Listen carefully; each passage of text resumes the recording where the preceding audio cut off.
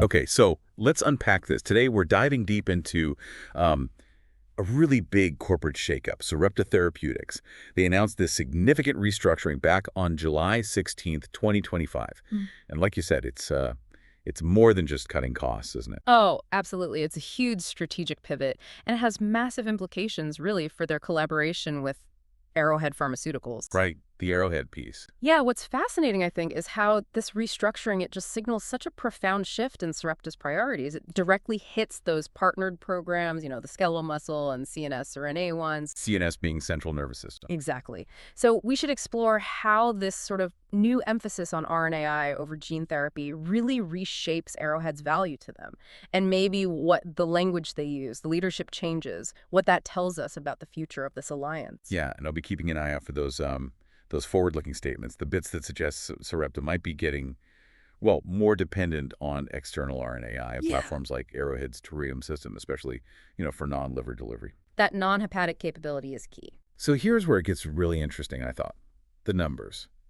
Sarepta's aiming for roughly $400 million in annual cost savings. That's huge. It is, and how they're getting there is pretty drastic. And a 36% workforce reduction. That's like 500 jobs and big pipeline cuts, especially hitting those gene therapy programs, like for LGMD, limb-girdle muscular dystrophy. Yeah. So the goal seems to be cutting R&D and SG&A down to maybe $800, $900 million a year.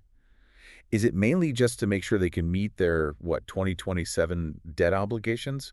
Or is there something, more strategic under the surface? Well, I think if we connect the dots, it's definitely not just financial. It really feels like a strategic reorientation. It's almost like Sarepta is saying, okay, gene therapy was ambitious, maybe complex. Let's focus on RNAi now. And the context supports that, right? You've got the FDA needing that black box warning for liver toxicity on Elevides. The strongest warning they have. Exactly. And then there's the ongoing shipment pause for non-ambulant patients while they figure out a new immunosuppression protocol. It kind of points to this broader industry feeling where maybe siRNA, small interfering RNA, is looking like a safer, maybe more scalable, flexible alternative. Less complex than gene therapy, perhaps. Less immune issues, easier manufacturing. Potentially, yes. Fewer of those specific challenges. Okay, so back to Arrowhead.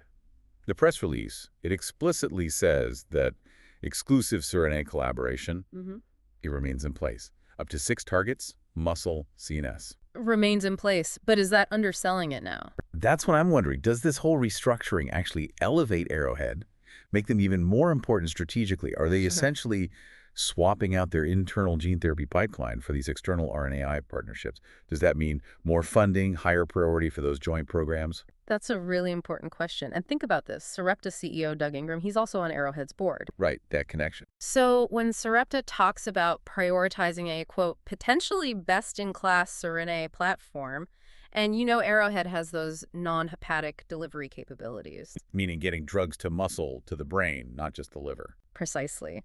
Those capabilities become absolutely central to where Sarepta is heading. It feels like a really high-stakes bet on this platform shift. And the leadership overlap just reinforces that alignment. It suggests a much deeper alignment, yeah. Almost non-negotiable.